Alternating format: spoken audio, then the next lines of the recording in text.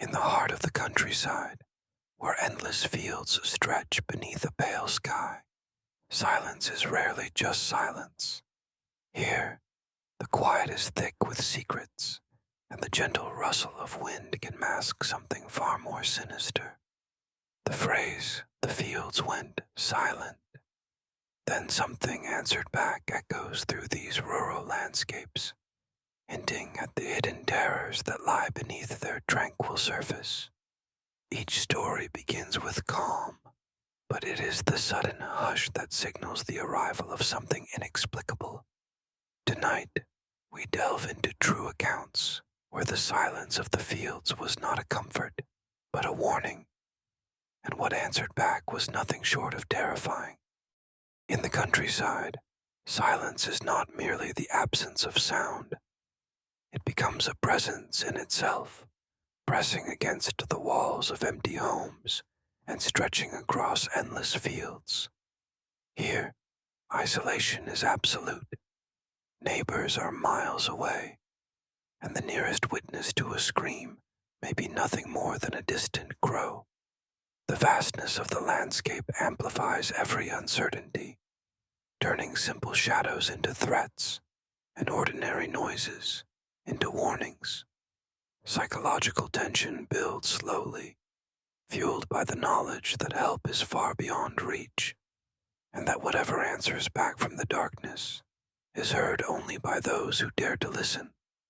In these rural spaces, fear grows unchecked, feeding on the quiet and the solitude, leaving questions that linger long after the sun has set. In the cold autumn of 1817, the Bell family's quiet Tennessee farm was shattered by a series of inexplicable events. Night after night, the fields went silent, only for something unseen to answer back. A chilling voice echoing from the shadows, taunting and threatening. The family endured relentless physical assaults, mysterious noises, and objects moving without explanation. Local authorities, baffled by the escalating terror, documented the case, but their reports offered no comfort. Even today, the Bell Witch haunting stands as one of America's most disturbing supernatural mysteries, leaving behind questions that have never been answered. Case 2 unfolds along a forgotten stretch of rural road, where the silence of midnight is broken only by the rustle of cornfields. According to official police records, several locals vanished without a trace, their last known whereabouts marked by eerie footsteps echoing in the darkness. Witnesses recall the unnerving sensation of being watched, followed by whispers that seemed to drift from the fields, cold and disembodied. The authorities searched tirelessly, but found nothing. No footprints, no evidence, only the lingering dread that something unseen was stalking the night.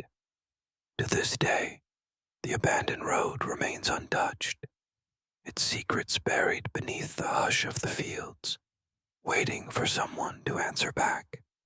Dudleytown, Connecticut, shrouded in mist and silence, has earned its reputation as the village of the damned.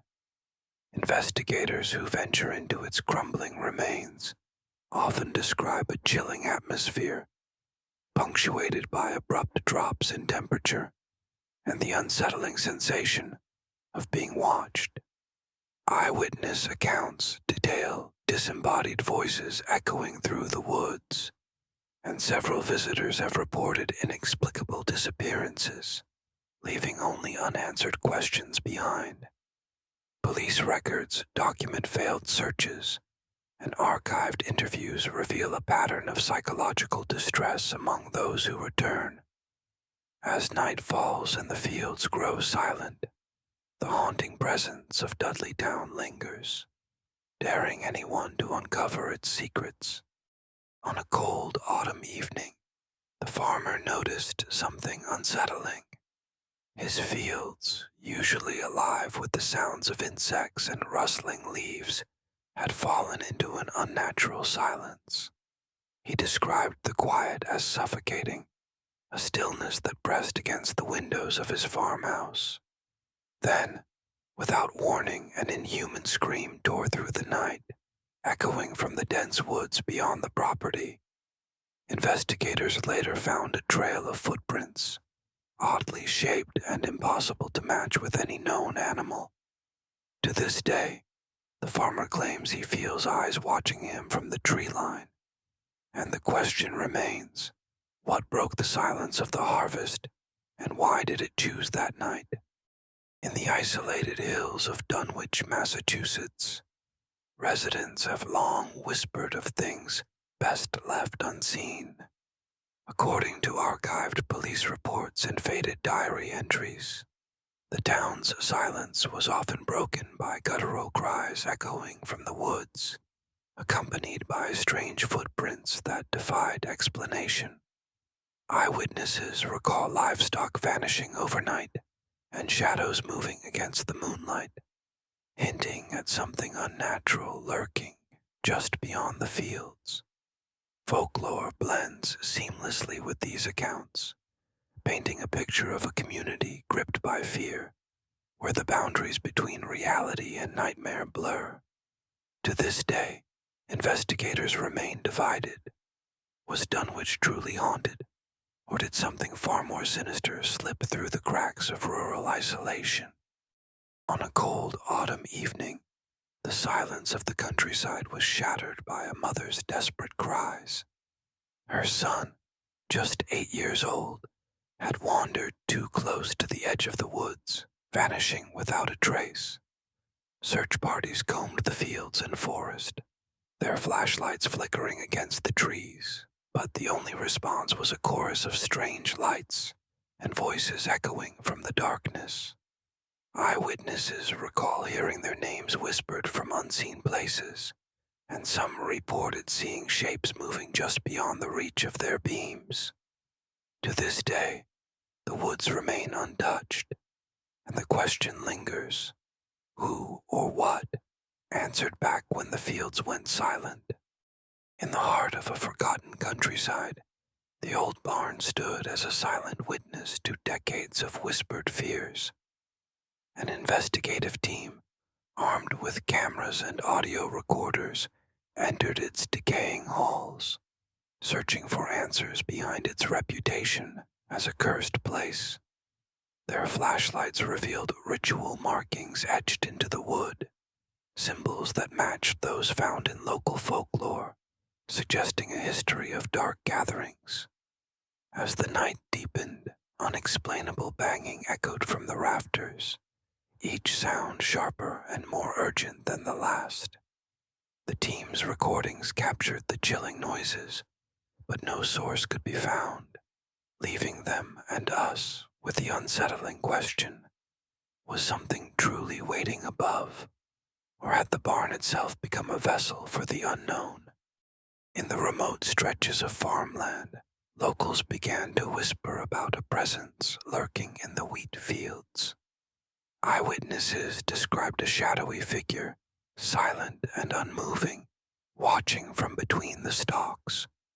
Whenever someone drew near, the figure would dissolve into the landscape, leaving only a chilling silence and a trail of lifeless birds scattered in its wake. Police reports document the repeated sightings, but no evidence was ever found. Only the unnerving feeling that something was always watching. To this day, the mystery of the Watcher remains unresolved, its purpose unknown, and its gaze haunting those who dared to walk the fields at dusk. In the 9th case, a group of friends set up camp in a secluded meadow, far from the nearest town. As night deepened, the usual sounds of the countryside faded, replaced by an unsettling silence that seemed to press in from all sides. Suddenly, from the darkness beyond their firelight, a voice echoed, eerily familiar, repeating their own conversations word for word. Panic set in as they realized the voice was not human, but something unseen, lurking just beyond their sight. The friends fled, leaving behind their belongings, haunted by the memory of the silence that answered back. To this day, none can explain what they heard or why the fields went silent before something responded. In the countryside, silence is never just the absence of sound.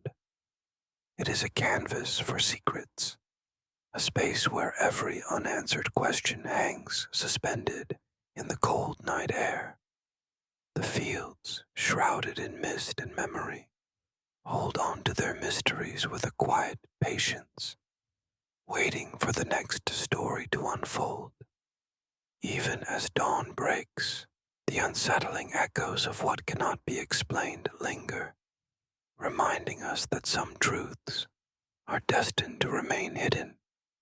The land endures, and so do its shadows.